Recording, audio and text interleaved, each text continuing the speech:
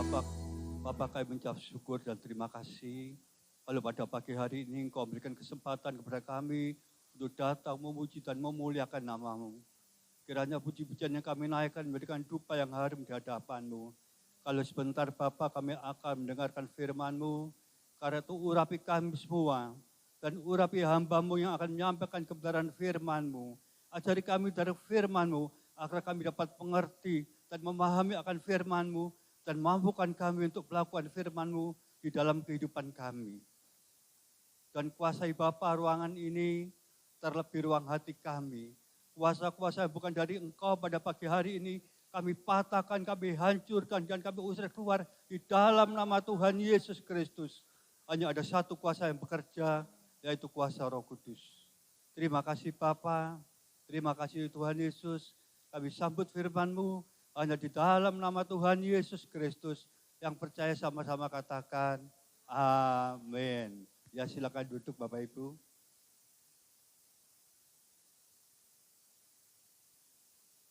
Shalom Bapak Ibu. Ada sukacita pada pagi hari ini. Puji Tuhan. Beri sorak-sorai yang paling meriah buat Tuhan Allah kita. Kita akan bersama-sama belajar firman Tuhan. Dan tema firman Tuhan pada pagi hari ini saya beri judul Kepenuhan Hidup dalam Kristus. Tema ini merupakan perikop dari pembacaan firman Tuhan pada pagi hari ini dalam Kolose 2 ayat 6 sampai 15. Saudara, kata penuh itu berarti seperti gelas ini yang diisi dengan air, terisi semua, tidak ada ruang yang tersisa. Apabila gelas ini tidak bisa diisi dengan penuh, berarti ada kebocoran. Begitu juga dengan hidup orang Kristen. Mustahil akan mengalami kepenuhan di dalam Kristus bila banyak kebocoran yang terjadi dalam hidupnya. Contohnya, ketika Tuhan melarang kita untuk tidak melakukan hal-hal yang tidak Tuhan kehendaki dalam hidup kita, tetapi kita melakukannya. Kebocoran inilah yang membuat kerohanian seseorang tidak pernah dapat bertumbuh secara maksimal. Saudara, kita harus menyadari bahwa kehidupan Kristen adalah kehidupan untuk mengubah watak, tabiat, atau karakter kita sehingga searah dengan sepikiran dengan perasaan Kristus. Karena itu, kepenuhan hidup dalam Kristus dapat diwujudkan oleh orang percaya dengan hidup di dalam Kristus, berakar di dalam Dia, dan dibangun di dalam Dia. Kita baca dalam Kolose 2 ayat 6 dan 7.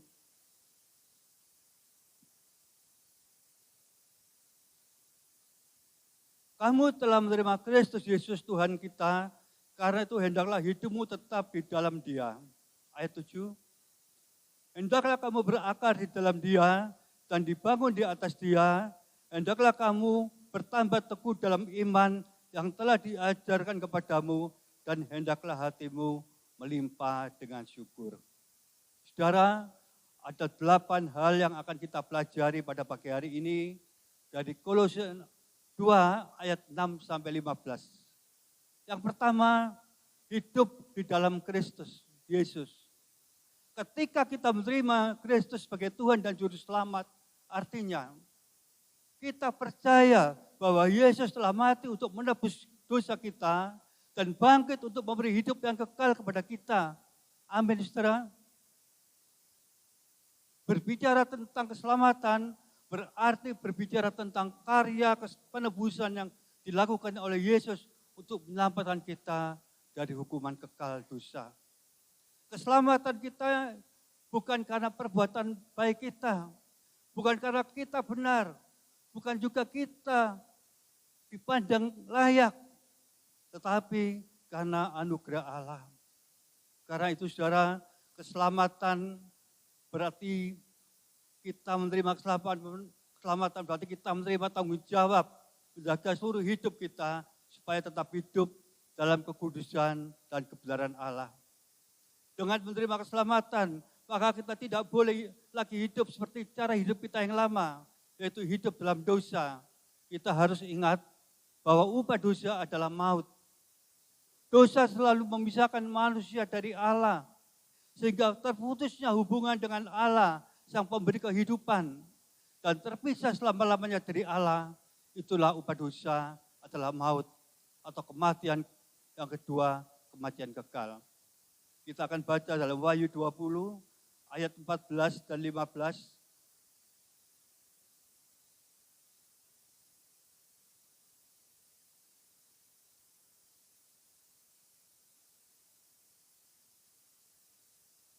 Ayat 14, lalu maut dan kerajaan maut itu dilemparkanlah ke dalam lautan api, itulah kematian yang kedua, lautan api.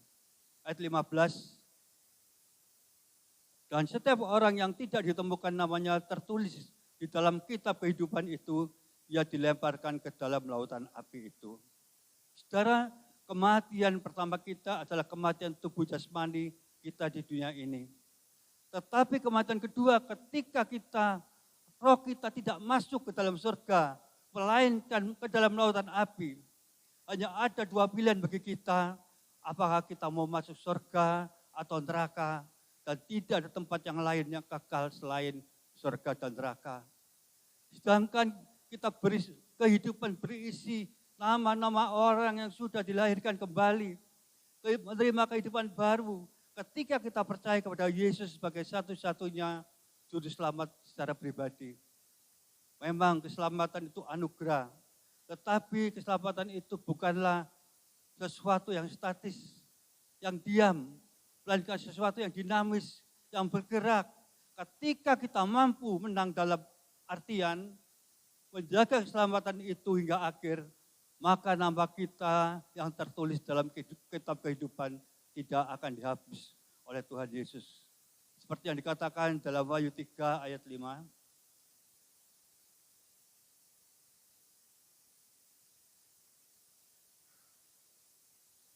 Dan barang siapa menang, ia akan dikenakan pakaian putih yang demikian. Aku tidak akan menghapus namanya dari kitab kehidupan, melainkan aku akan mengaku namanya di hadapan Bapakku dan di hadapan para malaikatnya. Barang siapa menang, itulah perkataan Tuhan Yesus yang diwahyukan kepada Rasul Yohanes saat ia berada di Pulau Patmos, untuk disampaikan kepada masing-masing ketujuh jemaat yang tercatat di dalam kitab Wahyu, yang merupakan gambaran gereja yang ada di dunia pada saat ini.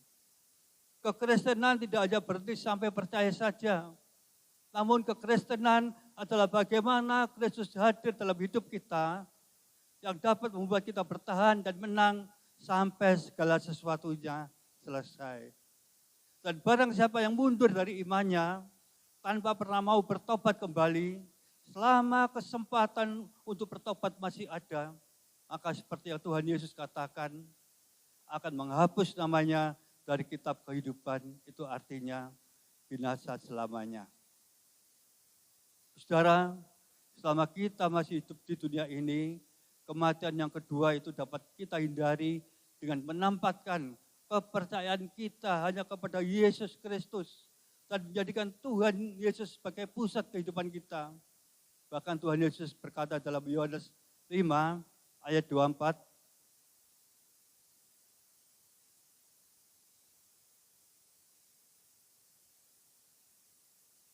Aku berkata kepadamu, sesungguhnya barang siapa mendengar perkataanku dan percaya kepada Dia yang mengutus aku, ia mempunyai hidup yang kekal dan tidak turut dihukum, sebab ia sudah pindah dari dalam maut ke dalam hidup. Kita memiliki kepastian akan jaminan keselamatan yang kokoh. Karena penjaminnya adalah Allah sendiri, yang sang pemilik kehidupan. Allah sendiri mengutus anaknya untuk mengerjakan karya keselamatan bagi manusia. Pembebasan hukuman akibat dosa telah dikerjakan oleh Yesus, hanya dapat dialami oleh orang yang percaya kepadanya. Kalau kita sudah menerima anugerah keselamatan itu, maka hargailah keselamatan itu sebagai pemberian yang tak ternilai. Dan kerjakan keselamatan itu dengan takut dan gentar selama kita masih hidup di dunia ini. Saudara, jika kita sudah menerima Yesus Kristus sebagai Tuhan dan Juru Selamat, maka kita dapat melangkah ke tahap berikutnya, yaitu hidup tetap di dalam Dia. Kata tetap memiliki pengertian tidak berubah, tidak goyah, tidak konsisten, tetap konsisten. Setiap orang yang telah menerima Kristus memiliki tanggung jawab untuk tetap konsisten di dalam Kristus. Lalu pertanyaannya, mengapa hidup kita harus tetap di dalam Kristus? Saudara, jawabannya ada di dalam 1 Yohanes 3 ayat 6.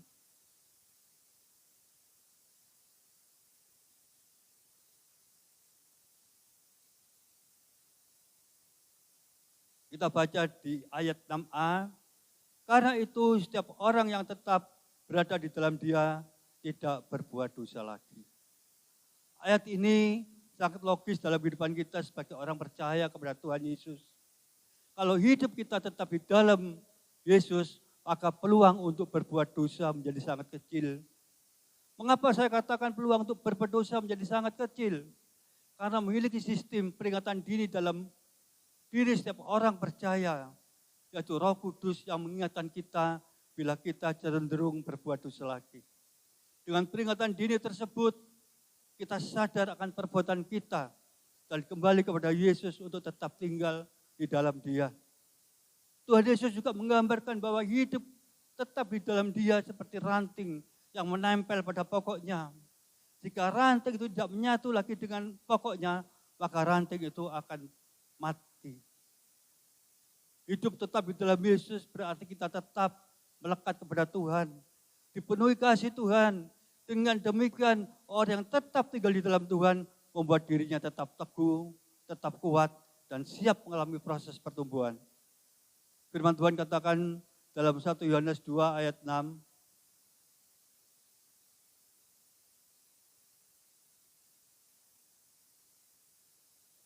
Barang siapa mengatakan bahwa ia ada di dalam Dia, ia wajib hidup sama seperti Kristus telah hidup. Saudara, Rasul Yohanes mengatakan dengan sangat jelas bahwa orang yang sudah ada dalam Kristus wajib hidup sama Kristus. Artinya kita harus meladani Dia dan hidup menurut cara yang telah Tuhan tetapkan bagi kita. Lalu bagaimana caranya agar kita dapat hidup menurut cara yang telah Tuhan tetapkan bagi kita? Yaitu dengan cara membaca Alkitab, yaitu firman Tuhan dengan rutin, dengan sungguh-sungguh. Ketika kita membaca Alkitab, membaca firman Tuhan, dan melakukan setiap firman-Nya, maka kita semakin mengenal Dia dan kebenaran akan memenuhi kehidupan kita. Ada banyak karakter Kristus yang dapat kita terapkan dalam hidup kita. Tapi ada satu sifat yang luar biasa yang harus mewarnai seluruh kehidupan kita, yaitu kasih. Hidup sama seperti Kristus berarti kita mau hidup lebih mengenal Dia dan mau hidup di dalam kasih-Nya. Untuk itulah Tuhan mau supaya saudara dan saya wajib hidup sama seperti Kristus. Yang kedua, berakar di dalam Dia dan dibangun di atas Dia. Kita baca lagi Kolose 2 ayat 7.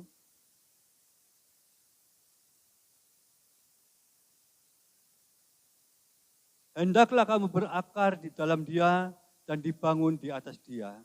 Saudara, ada dua istilah yang digabungkan oleh Rasul Paulus untuk menjelaskan hidup orang percaya. Yang pertama, menggunakan istilah tanaman, yaitu berakar. Akar memegang peranan penting dalam kelangsungan hidup sebuah pohon.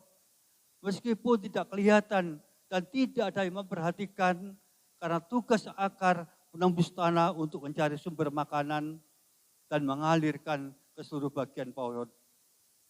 Akar adalah penentu kekuatan. Kekuatan sebuah pohon bukan hanya ditentukan oleh rindangnya daun, melainkan ditunjang oleh akar yang kuat. Angin badai seringkali menguji apakah akar pohon itu kuat, kokoh, atau sebaliknya rapuh dan mudah roboh. Itulah sebabnya akar sebuah pohon sangat penting. Begitu juga dengan iman kita. Jika kita tidak sungguh-sungguh berakar di dalam Kristus, begitu ada badai datang, kita akan mudah tergoncang, goyah, bahkan roboh. Berakar dan bertumbuh di dalam Kristus adalah proses seumur hidup. Karena setiap orang hanya bisa bertumbuh jika firman Tuhan masuk dalam hidupnya, karena firman Tuhan adalah makanan rohani. Firman Tuhan selalu bekerja dengan urapan Roh Kudus untuk menjadi kekuatan rohani dalam hidup kita, agar kita dapat bertumbuh dengan baik. Maka kita harus membersihkan dan membuang semua batu-batu yang merintangi pertumbuhan iman kita. Seperti yang dikatakan dalam 1 Petrus 2 ayat 1.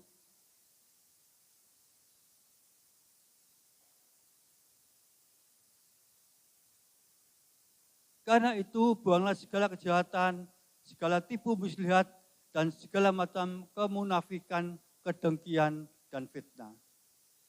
Jika kita taat melakukan firman Tuhan, maka Tuhan akan memberikan kita kekuatan dan kemampuan untuk melakukannya. Saudara, berakar di dalam Kristus Yesus adalah sebuah jaminan pertumbuhan iman yang akan mampu menghadapi situasi sesulit apapun. Sekalipun ada goncangan, maka kita akan tetap berdiri kokoh. Selanjutnya, istilah yang kedua yang digunakan oleh Rasul Paulus adalah bangunan. Kita semua tahu bahwa yang menentukan kokohnya sebuah bangunan adalah fondasi. Fondasi adalah dasar dari sebuah bangunan. Membangun di atas dasar yang kuat akan menentukan seberapa kokoh bangunan di atasnya. Fondasi dibentuk dari ketaatan kita melakukan firman Tuhan. Satu ketaatan kita melakukan kehendak Tuhan seperti sebuah batu yang dibangun, fondasi hidup kita menjadi kokoh di dalam Tuhan. Ketaatan demi ketaatan yang kita lakukan terhadap firman Tuhan akan memperkokoh fondasi iman kita. Sehingga hidup kita menjadi semakin mantap dan tidak tergoyahkan oleh badai masalah. Saudara, kita harus berdiri di atas fondasi yang kuat, yaitu di dalam Yesus Kristus. Sebab tidak ada dasar yang lain yang dapat menggantikan Kristus. Sebab dia adalah batu karang yang teguh dan yang kokoh. Jika kita sudah bertumbuh di dalam Yesus, berakar di dalam dia, dan dibangun di atas dia, maka kita akan menjadi orang Kristen yang kokoh dan kuat dalam menghadapi berbagai masalah kehidupan. Karena itu, milikilah iman yang kokoh. Yang ketiga, bertambah teguh dalam iman. Kembali di ayat 7 dari Kolose 2. Hendaklah kamu bertambah teguh dalam iman yang telah diajarkan kepadamu.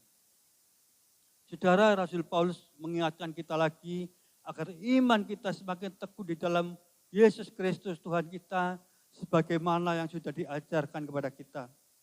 Iman merupakan sikap percaya dan mempercayakan diri setelah menerima Kristus. Ketika kita berakar dan dibangun di atas Kristus, maka iman kita akan bertambah teguh melalui proses pembentukan yang Tuhan lakukan dalam hidup kita. Rasul Paulus juga katakan dalam 2 Korintus 4 ayat 18.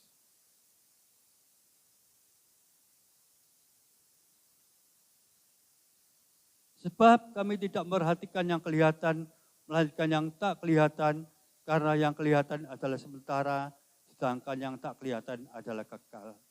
Saudara, tujuan Rasul Paulus adalah melampaui apa yang kelihatan. Ia mengarahkan perhatiannya kepada yang tidak kelihatan, yaitu kemuliaan Allah di dalam Yesus Kristus.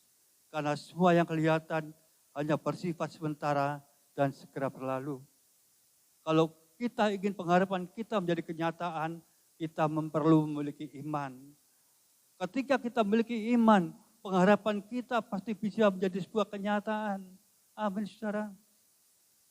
Kita baca dalam kitab Ibrani 11 ayat 1.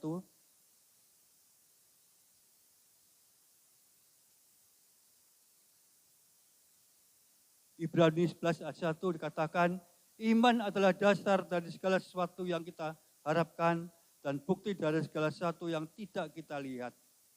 Dari ayat ini kita bisa tahu bahwa beriman itu bukan sekedar asal percaya.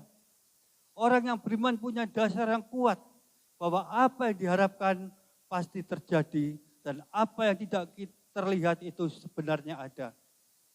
Meskipun kita tidak melihat, tapi dengan iman kita percaya bahwa Tuhan itu ada. Amin, saudara. Meskipun tidak masuk akal, dengan iman percaya bahwa Tuhan sanggup mendatangkan mujizat. Dengan iman kita dapat melihat bahwa kita telah sembuh walaupun kita sedang sakit. Saudara, jika ada orang Kristen yang menyatakan dirinya Kristen, namun tidak percaya mujizat, dia bukanlah Kristen sejati. Tetapi dia adalah Kristen logika. Sebab dalam pikirannya tidak mungkin sembuh kalau tidak berobat. Secara logika memang benar, kalau tidak berobat pasti tidak akan sembuh. Tetapi logika menghambat mujizat Tuhan untuk bekerja. Keteguhan iman menjadi kekuatan bagi setiap orang yang bersandar kepada Tuhan. Rintangan, tantangan bukan suatu masalah, karena iman menerobos jauh dari apa yang bisa mata kita jangkau. Kita memang tidak tahu apa yang akan terjadi besok, tapi kita tahu bahwa di hari esok tangan Tuhan tetap pelihara kita. Amin. Itulah iman yang membawa kita untuk bersandar penuh kepada kekuatan Tuhan. Sama seperti Daud ketika menghadapi Goliat. Dalam logika manusia, Daud pasti kalah dan tak berdaya. Tapi Daud melihat kebesaran dan kekuatan Tuhan, maka dia melangkah dengan penuh keberanian. Ada perbedaan yang besar antara Daud dan Goliat. Goliat adalah tentara Filistin yang kuat, gagah berani, mahir dalam berperang. Badannya besar, tegap dengan pakaian perangnya, dan kemungkinan menang dalam peperangan. Sementara Daud, penggembala domba, badannya kecil, tak berpengalaman, tidak pernah berada di medan perang, tidak mahir berperang. Secara logika manusia, sangat mungkin untuk dikalahkan. Yang membedakan Daud datang ke medan perang itu dalam nama Tuhan. Sementara Goliat dalam kekuatan dirinya sendiri. Ternyata iman Daud mengalahkan raksasa yang besar itu. Dan Daud berdiri sebagai seorang pemenang. Bukan karena kehebatan Daud, tetapi karena kekuatan tangan Tuhan yang beserta dengannya. Demikian juga dengan hidup kita. Iblis tidak takut pada orang Kristen, tetapi iblis takut kepada imannya orang Kristen. Kenapa? Karena iblis dapat dikalahkan dengan iman yang teguh. Seperti yang dikatakan dalam 1 Petrus 5 ayat 8 dan 9.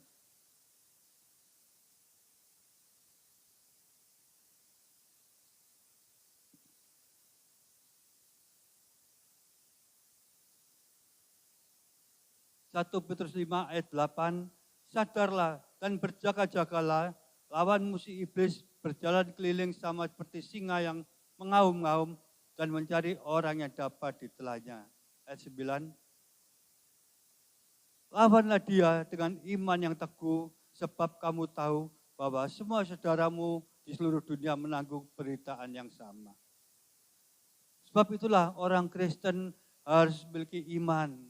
Sebab dengan iman kita dapat mematahkan dan menghancurkan siasat dan kuasa iblis. Tanpa memiliki iman, jangan coba-coba masuk dalam peperangan rohani.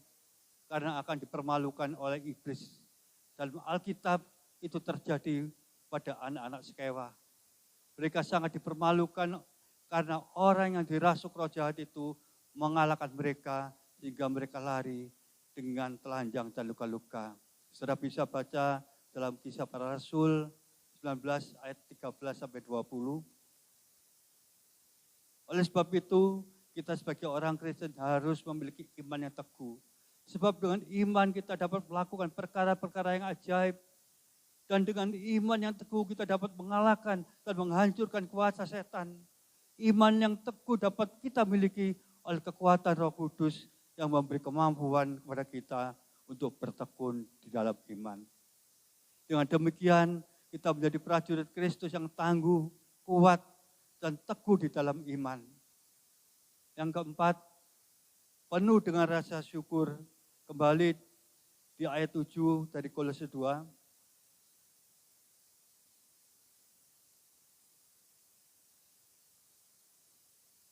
Dan hendaklah hatimu melimpah dengan syukur. Saudara, Rasul Paulus mengatakan bahwa kita harus dipenuhi dengan rasa syukur kepada Kristus atas apa yang telah Dia janjikan untuk kita lakukan dalam hidup kita. Kalau kita berbicara mengenai hal mengucap syukur, sesungguhnya mudah diucapkan, namun terbukti dalam realitanya mengucap syukur sulit untuk dilakukan. Jangankan dalam posisi susah dan berbeban berat, saat segala sesuatu berjalan dengan baik dan normal, ternyata kita begitu sulit untuk mengucap syukur, bahkan lebih banyak melupakannya. Betul, saudara? Rasul Paulus mampu memberi motivasi kepada segenap orang percaya supaya mereka senantiasa mengucap syukur dalam segala situasi. Sebab dengan selalu mengucap syukur, sebenarnya kita memperlihatkan kualitas pertumbuhan rohani kita. Sekaligus juga menunjuk kepada kualitas kedewasaan iman kita. Kalau kita tidak pernah mengucap syukur, malah sering bersungut-sungut, ngomel, berarti iman kita tidak bertumbuh. Kerohanian kita menjadi kerdil, bahkan mungkin sudah mati. Saudara, melalui ucapan syukur kita menyatakan iman pengharapan dan tergantungan kita kepada Allah sebagai pemilik dan pemberi kehidupan. Kita mengucap syukur karena kita memiliki Tuhan yang menopang kita dalam menghadapi tantangan dan situasi hidup. Sekalipun keadaannya buruk, Tuhan pasti menolong dan menunjukkan kebaikannya kepada kita. Bila kita merenungkan kasih dan kebaikan Tuhan, sesungguhnya tidak ada alasan bagi kita untuk tidak mengucap syukur kepada Dia. Bahkan ucapan syukur itu semestinya seperti nafas hidup kita yang berembus selama kita masih hidup.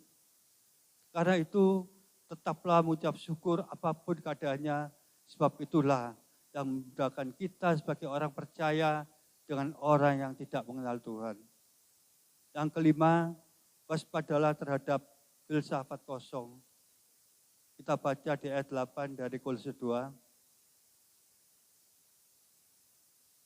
Hati-hatilah supaya jangan ada yang menawan kamu dengan filsafatnya yang kosong dan palsu, menurut ajaran turun-temurun dan roh-roh dunia, tapi tidak menurut Kristus.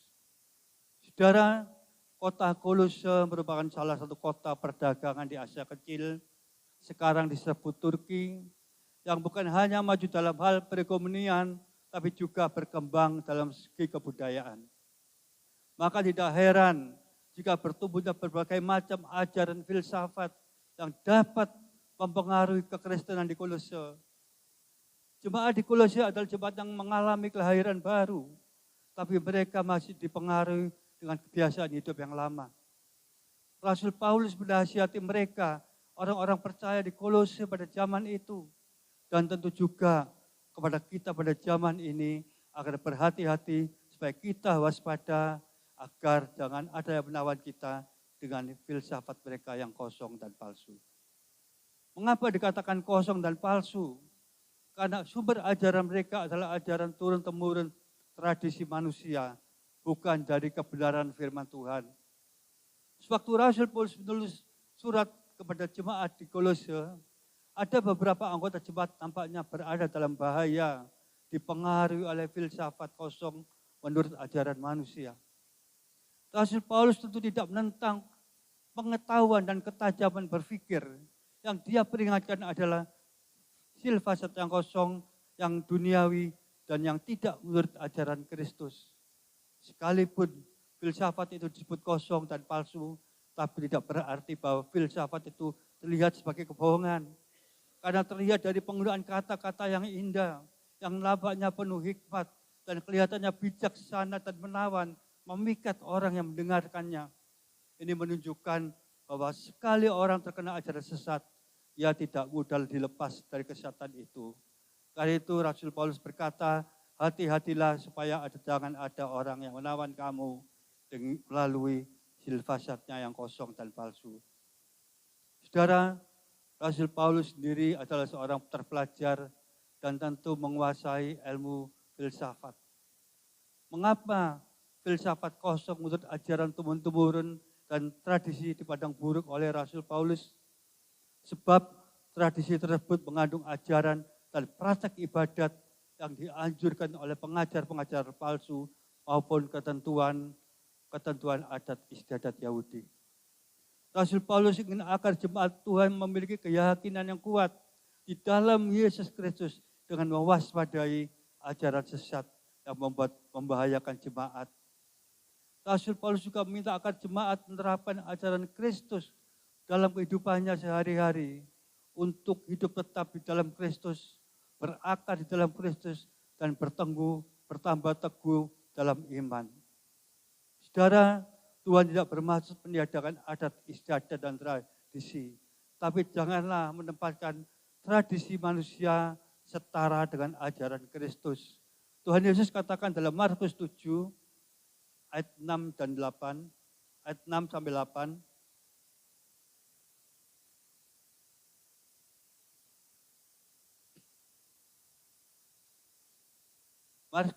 Markus 7 ayat 6 dikatakan, jawabnya kepada mereka, benarlah nubuat Yesaya tentang kamu, hai orang-orang munafik, sebab ada tertulis, bangsa ini memuliakan aku dengan bibirnya, padahal hatinya jauh daripadaku.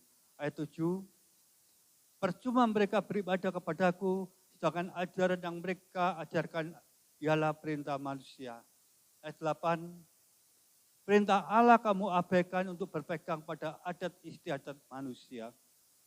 Karena itu janganlah kita mengesampingkan perintah Tuhan demi otoritas adat istiadat yang semu.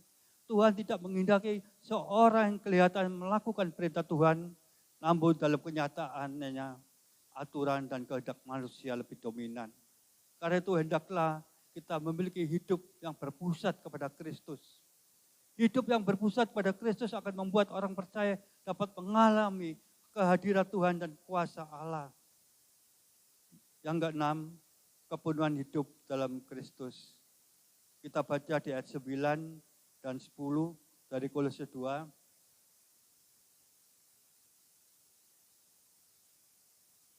Ayat 9 dari Kolose 2, sebab dalam dialah berdiam secara jasmania seluruh kepenuhan kealahan. Ayat 10, dan kamu telah dipenuhi di dalam dia, dialah kepala semua pemerintah dan penguasa. Saudara, Allah telah menunjukkan kasih-Nya kepada manusia. Karena manusia tidak dapat menghapuskan dosa yang telah diperbuatnya. Maka Allah sendiri yang menjadi manusia, membayar semua dosa yang telah diperbuat oleh manusia. Kemudian Allah menjadi manusia yang kita kenal sebagai Yesus Kristus. Dan salah satu cara Allah menjadi manusia adalah melalui proses kelahiran. Dan proses kelahirannya yang berasal dari kandungan seorang anak darah bernama Maria. Karena itulah Bapak Gereja menyebut Yesus Kristus sebagai Allah yang sejati dan manusia sejati. Mengapa demikian? Karena dalam diri Yesus Kristus berdiam seluruh kepenuhan Allah. Pada satu sisi, Yesus adalah gambaran seluruh keberadaan dan kepenuhan Allah. Yesus adalah putra Allah, tapi dia juga adalah Allah. Melalui Yesus kita melihat Allah secara jasmania. Pada satu sisi dia adalah manusia, karena memang ia terdiri atas darah dan daging seperti kita manusia. Jadi Yesus Kristus adalah Allah. Allah ingin mendekat pada manusia, ingin bisa dilihat manusia, dan sekaligus menjadi teladan untuk buat manusia. Dan tidak ada cara lain selain menjadi manusia dalam diri Kristus Yesus. Ia menjadi pengantara kita. Melalui cara Allah berada, kita dapat melihat Allah dalam wujud manusia dan sekaligus berjumpa dengan Allah yang kita kenal sebagai Yesus. Saudara, kepenuhan di dalam Kristus merupakan suatu keadaan yang mewujudkan hubungan dengan orang-orang percaya di dalam Kristus. Kepenuhan itu dapat terjadi jika orang percaya melakukan perintah Yesus dan taat kepadanya. Kepenuhan hidup dalam Kristus dapat diwujudkan oleh setiap orang percaya yang hidup di dalam Kristus. Yang ketujuh, mati terhadap dosa dan bangkit bersama Kristus. Kita baca di ayat 11 dan 12 dari Kolose 2. Ayat 11, dalam dia kamu telah disunat bukan dengan sunat yang dilakukan oleh manusia, tapi dengan sunat Kristus yang terdiri dari penanggalan akan tubuh yang berdosa. 12. Karena dengan Dia kamu dikuburkan dalam baptisan, dan di dalam Dia kamu turut dibangkitkan juga oleh kepercayaanmu kepada kerja kuasa Allah yang telah membangkitkan Dia dari orang mati.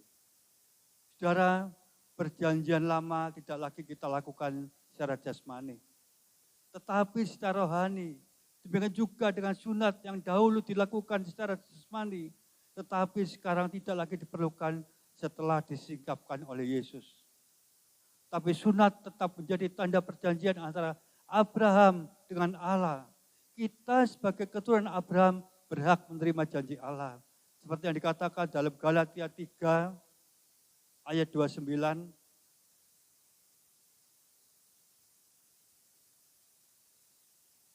Dan jikalau kamu adalah milik Kristus, maka kamu juga adalah keturunan Abraham, berhak menerima janji Allah. Saudara, sunat dalam perjanjian baru adalah penanggalan akan tubuh yang berdosa. Pekerjaan Allah di dalam kita dimulai dengan kita dikuburkan di dalam baptisan. Baptisan berbicara mengenai bagaimana pengalaman kita ketika kita pertama kali percaya kepada Tuhan Yesus dan bersekutu dengan Dia, menjadi satu dengan Dia. Seperti yang dikatakan dalam Roma 6 ayat 5. Roma 6 ayat 5.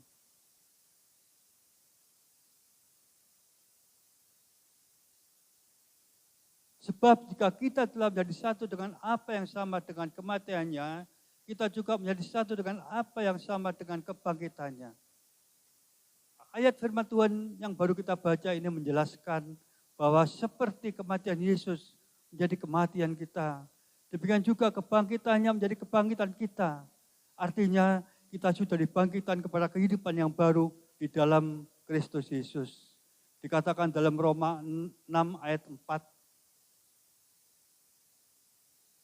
Dengan demikian kita telah dikuburkan bersama-sama dengan Dia oleh baptisan dalam kematian, supaya sama seperti Kristus telah dibangkitkan dari antara orang mati oleh kemuliaan Bapa, demikian juga kita akan hidup dalam hidup yang baru. Melalui baptisan kita diingatkan bahwa kita telah mati bagi dosa dan hidup bagi kebenaran. Sehingga kita tidak lagi menurut kedagingan kita, tapi menurut kehendak Allah. Baptisan menjadi bukti bahwa kita telah menjadi milik Yesus Kristus. Sebagai milik dari Yesus Kristus, maka kita harus taat kepada apa yang telah Yesus katakan bagi kita. Kita telah menjadi manusia baru, dan janganlah kita hidup diperhamba oleh dosa lagi, tapi biarlah hidup kita menjadi senantiasa hanya bagi Tuhan untuk kemuliaan namanya. Yang ke-8, kasih yang memberi kemenangan, kita baca di ayat 13 sampai 15 dari Kolose pasal 2.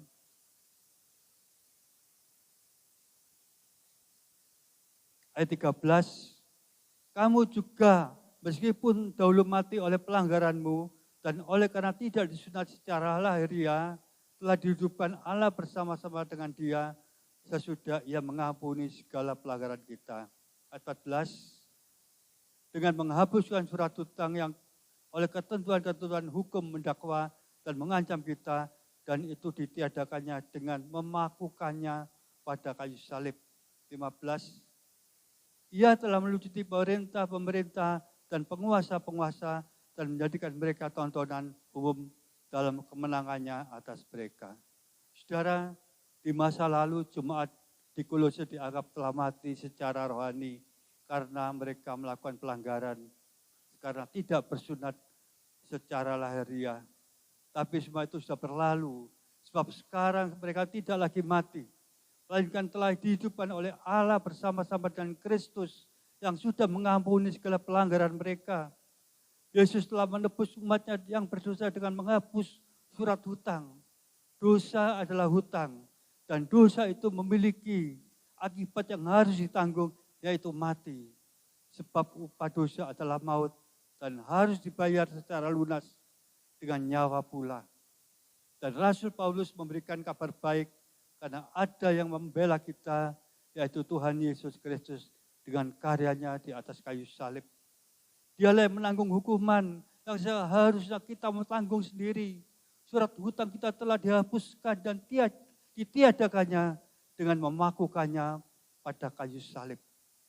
Saudara, dengan lunasnya surat hutang itu, Yesus telah melucuti pemerintah-pemerintah dan penguasa-penguasa. Ayat ini tidak mengacu kepada pemerintah dan penguasa manusia, tetapi kepada iblis. Kata melucuti berarti mengalahkan, membuat tidak berdaya. Tuhan Yesus sudah menaklukkan iblis dan mematahkan kuasanya ketika ia mati di kayu salib dan bangkit pada hari yang ketiga. Kemenangan Kristus telah menghancurkan kuasa dosa dan membawa maut kepada kita. Dan maut sudah dipatahkan, dibuat tak berdaya. Dan kemenangan Yesus menunjukkan kuasa dan kemuliaannya kepada sebuah bangsa di dunia. Saudara, ada 8 hal yang telah kita pelajari dari Kolose 2 ayat 6-15. Yang pertama, hidup di dalam Kristus. Yang kedua, berakar di dalam Dia dan dibangun di atas Dia. Yang ketiga, bertambah teguh dalam iman. Yang keempat, penuh dengan rasa syukur. Yang kelima, waspada terhadap filsafat yang kosong. Dan yang keenam, kepenuhan hidup dalam Kristus. Yang ketujuh, mati terhadap dosa dan bangkit bersama Kristus. Dan yang kedelapan, kasih yang memberikan kemenangan. Dan yang terakhir, saudara, seperti apapun kondisi dan situasi dunia saat ini, dan bagaimanapun keadaan hidup kita saat ini, kita harus tetap berpegang pada apa yang telah diteladankan Kristus pada kita. Kepenuhan hidup di dalam Kristus dapat kita wujudkan dengan hidup di dalam Kristus, berakar di dalam Dia, dan dibangun di atas Dia, dan bertambah teguh dalam iman. Amin.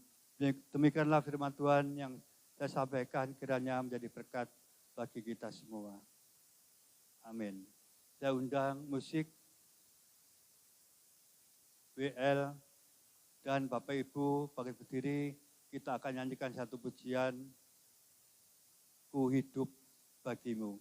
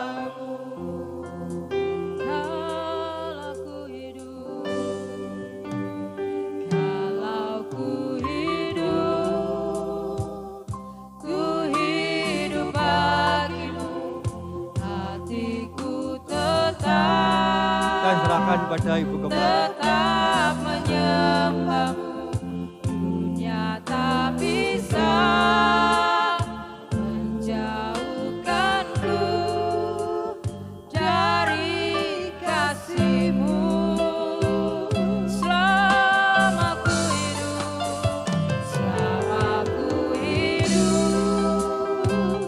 ku hidup bagimu, mataku tetap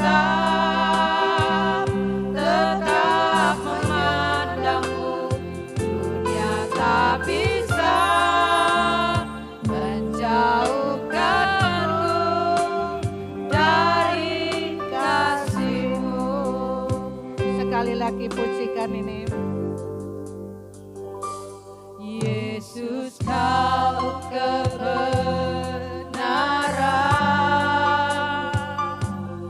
yang menyelamatkanku. Amin. Hanya Engkau yang Kau menyelamatkan. memberikanku hidup dan pengharapan. Hanya Engkau Tuhan yang memberikan kami hidup dan pengharapan itu.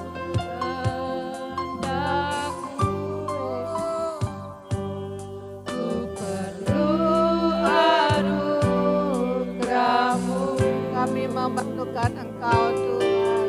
nyatakan janji-Mu kepadaku.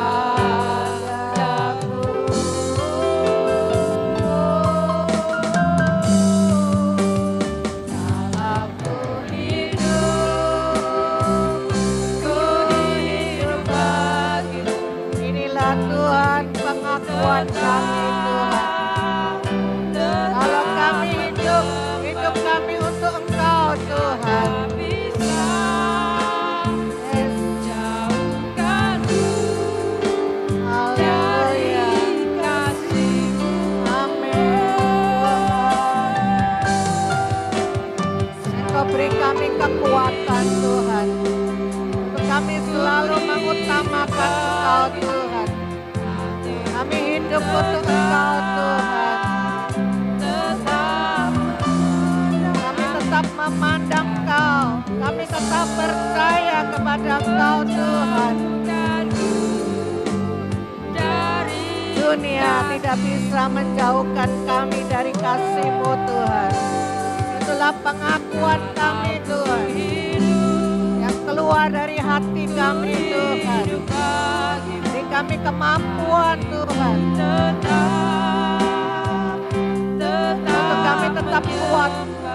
Untuk kami tetap teguh. Sehingga dunia tidak bisa menjauhkan kami dari kasih Tuhan. Tipuan dunia, kemolekan keindahan dunia tidak bisa menipu kami, tidak bisa menyeret kami.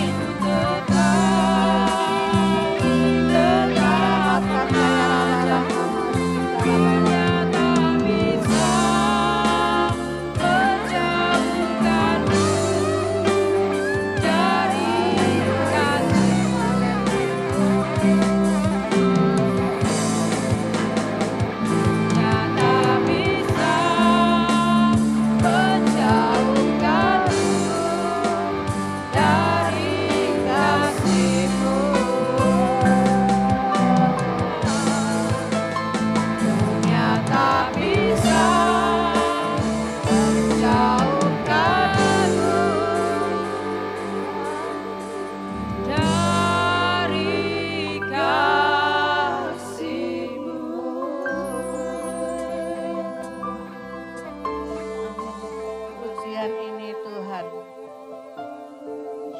Itulah pengakuan kami yang keluar dari hati kami yang terdalam.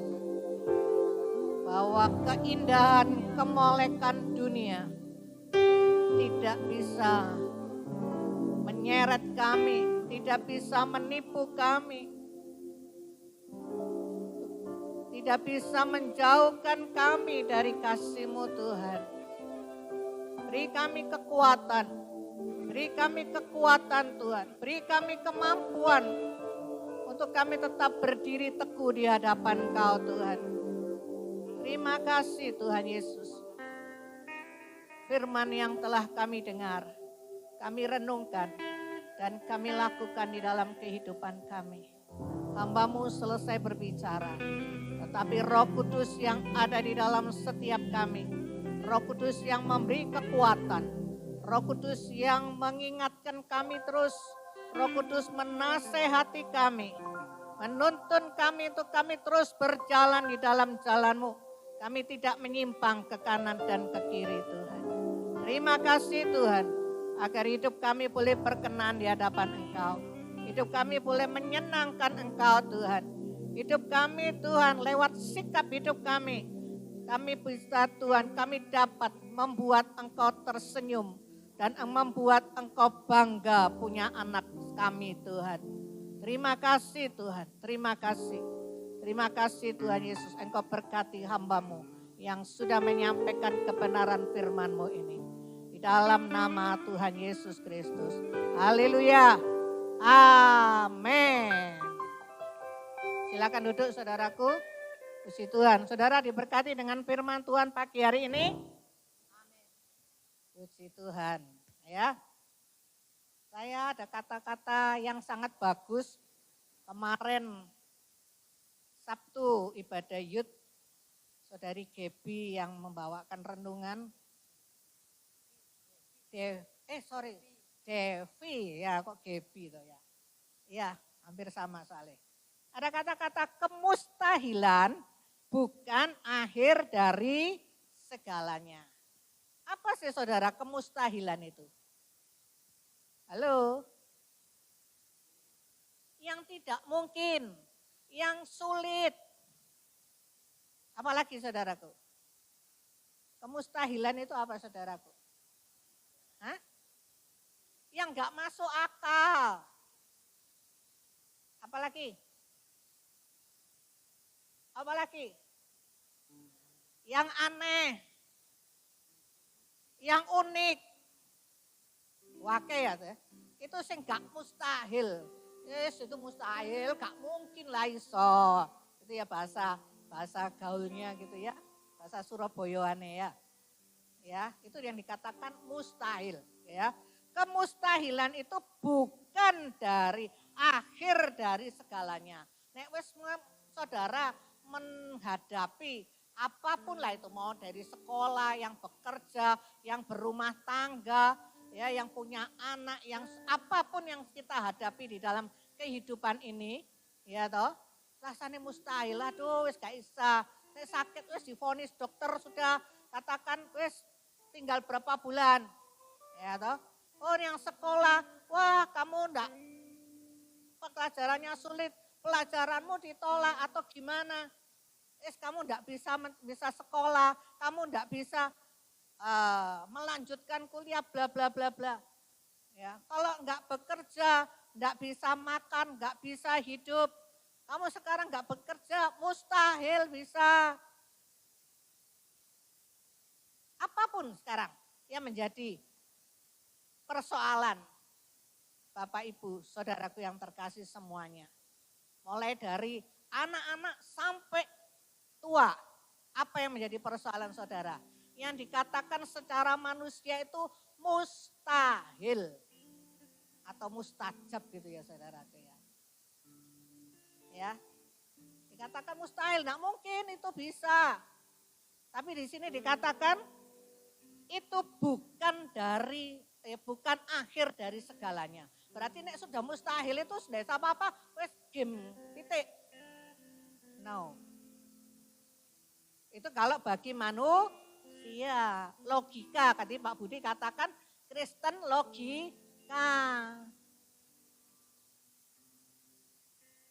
Ya. Nek Kristen logika, ya nek mustahil kita menghadapi kemustahilan ya sudah berhenti. Wis. Tapi kalau kita menjadi orang Kristen, umat Tuhan, ya dikatakan itu belum segalanya. Kalau saya bilang itu satu batu loncatan saudaraku.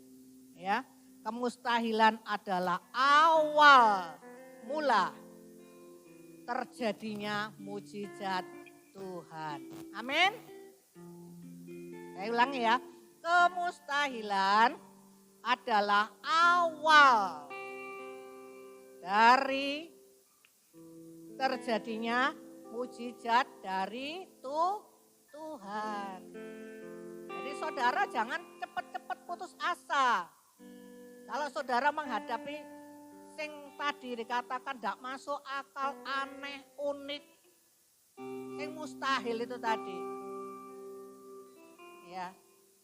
Kalau kita bagi anak-anak Tuhan, di tidak ada yang mustahil. Amin. Lah saudaraku, kemustahilan ini bisa menembus adalah awal kita bisa percaya ya, awal dari kita melihat atau menerima mujizat Tuhan, ini dibutuhkan apa? Halo? Iman. Tadi firmannya tadi ya, dibutuhkan iman. Iman sing gimana? Iman yang gimana? Kita bisa melihat, menerima mujizat Tuhan di tengah kemustahilan yang kita hadapi. Iman yang bagaimana? Oh, aku percaya Tuhan. Aku pergi gereja. Bukan cuma sekedar itu saudaraku. Kalau saya katakan itu imannya orang PAUD. Anak-anak PAUD itu loh. Tahu PAUD? PAUD itu sing anak umur 2-3 tahun baru sekolah itu namanya PAUD. Bukan STK loh ya. Ya. Setan pun loh ya percaya. Oh, ada Tuhan. Percaya loh setan itu saudaraku. Bahkan dikatakan di dalam firman-Nya dia gemetar.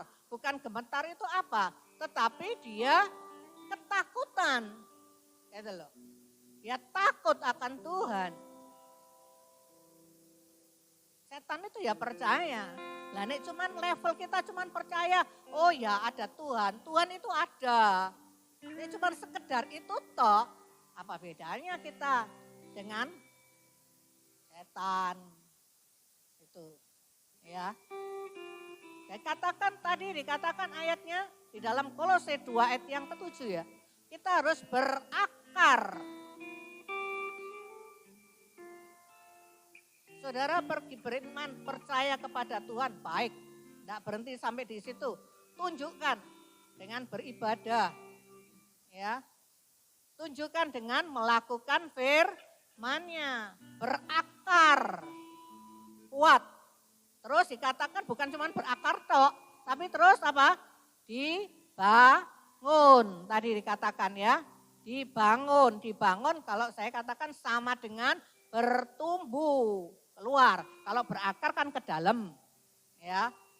Kalau dibangun itu kan berarti di luar, ya, sama dengan bertumbuh. Itu yang Tuhan kendaki. Ya. Terus kita meninggalkan karakter kita, sikap laku kita. Terus apa lagi? Tabiat kita sing jelek itu tadi ojo diingoni. Ya, apalagi terus bangga. Waduh, tambah berapi saudaraku. Harus dibuang, harus berubah. Aku dulu jelek, aku dulu gini. Wes sampah katakan. Tapi sekarang aku sejak berjumpa dengan Tuhan, aku berubah. Amin. Tidak sama lagi dengan yang lalu. Jangan diingoni terus gitu tuh. Tuhan itu benci, Tuhan itu enggak suka menyebut dirinya, oh anak apa namanya, kalau kita menyebut diri kita orang Kristen, anak Tuhan. Tapi kalau hidup kita, sikap hidup kita, karakter kita masih dengan yang lama. Tuhan enggak suka. Saya katakan kalau yang lalu kita dimutahno. Ya. Nah, kita mau mengenal Tuhan, mau menerima Tuhan, mengaku Tuhan adalah Tuhan Yesus Kristus Bapak kita, harus berubah. Ojo separuh-separuh saudara, ojo malang kada. Ya. Jangan lagi dikatakan tadi dipengaruhi dengan filsafat bohong, dusta. Ya. Yang cerita nenek-nenek tua, nenek moyang, keturunan itu. Ya, kalau kita di dalam Tuhan itu sudah tidak berlaku lagi. Amin. Saya enggak cerita jenisnya apa, saudara tahu dewek kok. Ya, jadi kalau kita sudah menjadi mengaku kita pengikut Tuhan, kita terima Tuhan Yesus juru selamat kita, Tuhan Yesus Bapak kita harus berubah. Ya, kita menjadi anaknya Tuhan. Ya, dikatakan keturunan Abraham, ada tadi ayatnya disebutkan. Ya, kita menjadi ahli waris. Nah, ahli waris bukan dunia saudaraku, tapi ahli waris kerajaan surga. Ya, saudara harus berubah. Ya. Ayo menjadi ciptaan yang baru. Jangan disimpeni terus. Bahkan lebih lagi parah bangga, jangan. Ya, selama Tuhan masih beri kita kesempatan hidup, ayo berubah. Ya. Amin. Bersyukur. Ya. Apapun yang terjadi di dalam kehidupan kita harus bersyukur.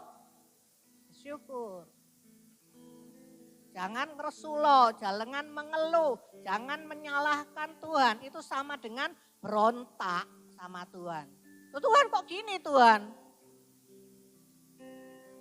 Itu sama dengan saudara berontak sama Tuhan. Kalau Tuhan ajarkan bahwa semua yang terjadi di dalam hidup kita, ya Tuhan izinkan itu terjadi. Kalau saudara merenung, bukan merenung ngelamun ya saudaraku, tapi mencermati. Oh ya Tuhan baik, pasti di semua yang terjadi itu ada hikmahnya. Ya. Belajar saudaraku ya, harus berubah. Jangan sakarepe dhewe. Ya Tuhan, aku kenal Tuhan, aku terima Tuhan Yesus, aku ini anaknya Tuhan. Tapi hidup kita masih hidup yang lama, ya. Semau kita sendiri, tidak bisa saudaraku. Tidak bisa dicampur-campur gitu, tidak bisa. Ya. Amin. Ayo saudaraku, ya. Kalau kita mau menerima mujizat Tuhan, kalau kita mau menerima atau merasakan mujizat Tuhan itu terjadi di dalam kehidupan kita, ya. Di dalam kemustahilan yang terjadi di dalam hidup kita. Ayo saudaraku, kita harus percaya kepada Tuhan dengan sungguh-sungguh. Sungguh-sungguh gitu ambek Tuhan iku. Ojo iyalah, nek enak aku yo melok Tuhan. Ya, aku bersyukur. Nek gak enak, wis gak Tuhan-Tuhanan. Jangan saudaraku, saya ingatkan di sini supaya sebagai hamba Tuhan. Sekarang ini kita sudah bukan waktunya lagi untuk santai-santai. Ya, santai-santai maksudnya di dalam rohani kita ini loh. Saudara harus banyak berdoa, jam doa tambahi saudaraku. Baca Alkitab, firman Tuhan. Renungkan dan dilakukan satu hari. Orang itu ada niatnya. Ya, Tuhan ngomong ampuni, ya Tuhan aku mengampuni. Orang jangan nyinyir, oh, kamu salah mulutmu tadi ngomong nyinyir. Oh ya Tuhan ampuni, lain kali aku enggak mau. Berubah terus hari ke sehari, terus. Ya. Kita harus melekat kepada Tuhan. Karena di masa kesesakan yang akan kita hadapi saudaraku, hanya orang yang melekat kepada Tuhan. Orang itulah yang akan Tuhan buat perbedaan. Saudara percaya dan atau tidak percaya, kita ini sudah akan memasuki masa kesulitan. Ya. Dan itu kita harus lebih dekat lagi kepada Tuhan. Kuncinya kalau kita harus lebih dekat kepada Tuhan. Ya. Ayo mulai sekarang selama Tuhan kasih kita kesempatan, ayo berubah. Lebih lagi hidup ini dimurnikan, lebih baik lagi, lebih benar, lebih berkenan. Ya. Lebih berkenan kepada Tuhan. Amin. Puji Tuhan. Sebelum doa berkat, kita akan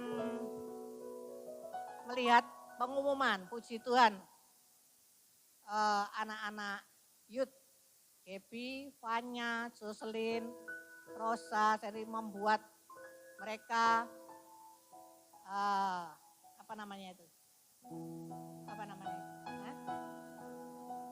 mana ya, mereka mulai membuat sesuatu yang lebih baik, lebih baik. Ya, kita dengar pengumuman lewat ini ya, bukan dengar, lihat ya.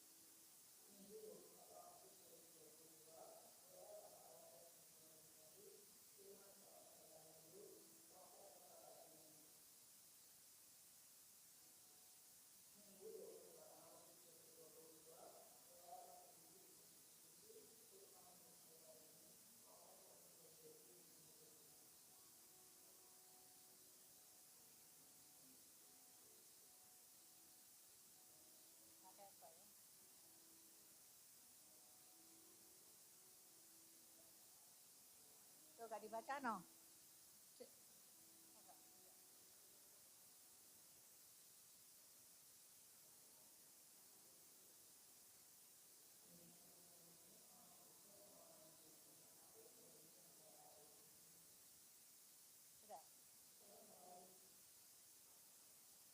Ya, puji Tuhan, itu pengumumannya. Nanti ditambah lagi. Suaranya kecepatan ya. Ini apa namanya? Launching pertama kali, puji Tuhan. Ya, saudaraku, kalau saya terima kasih saya sebagai Gembala Sidang, terima kasih atas pelayanannya Bapak Budi, Evangelis Budianto yang sudah melayani firman Tuhan, membagi berkat secara rohani buat kita. Ya, untuk yang bertugas di bulan Minggu tanggal 7 ya, itu song leadernya Ibu Lydia dan Ibu Enda, prokesnya Saudari Gebi dan Saudari Fanya. Firman Tuhan dilayani oleh Bapak Pendeta Muda Yoyada. Puji Tuhan, kita akan akhiri ibadah kita pada pagi hari ini. Kita akan bangkit berdiri, kita akan puji dan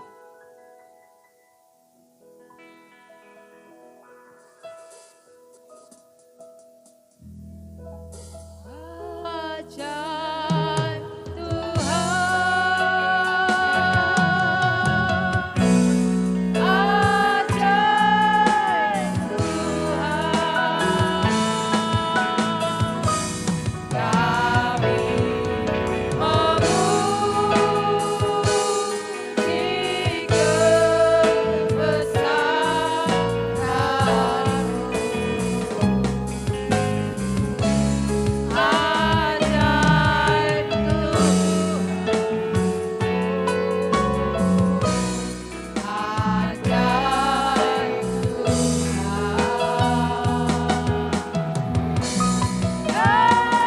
kami memuji Engkau ada di tengah-tengah kami pagi hari ini. Engkau sudah memimpin ibadah raya kami dari awal pertengahan sampai selesainya. Terima kasih Tuhan Yesus. Dan kalau kami pulang, Tuhan kami percaya kami pulang tidak sama seperti waktu kami datang. Kami membawa sukacita, kemenangan yang daripada Engkau Tuhan. Terima kasih Tuhan Yesus. Lewat firman-Mu Tuhan, kami boleh dikuatkan. Kami boleh dinasehati, diajar, dididik Tuhan. Untuk kami terus Tuhan kuat di dalam kami menghadapi apapun Tuhan yang terjadi di dalam kehidupan kami. Terima kasih Tuhan, kami percaya Tuhan, Engkau Tuhan Allah tidak pernah meninggalkan kami. Terima kasih Tuhan Yesus, terima kasih. Dan Tuhan, berkat-Mu atas hamba-hamba-Mu yang sudah melayani kami pagi hari ini. Baik itu WL, musik, hamba-Mu yang sudah menyampaikan kebenaran firman-Mu. Tuhan, baik multimedia, baik prokes, dan kami semua yang ada pada pagi hari ini. Tuhan, Engkau memberkati kami semuanya. Terima kasih Tuhan. Kami percaya di saat kami masuk di dalam hadirat-Mu Tuhan, dengan hati yang sungguh-sungguh rindu dan haus akan Engkau Tuhan. Maka Tuhan, pemulihan, kesembuhan, Tuhan kesehatan, Tuhan itu terjadi di dalam hidup kami. Sukacita, damai, sejahtera itu Engkau berikan kepada kami Tuhan. Terima kasih Tuhan, terima kasih. Tuhan, terima kasih.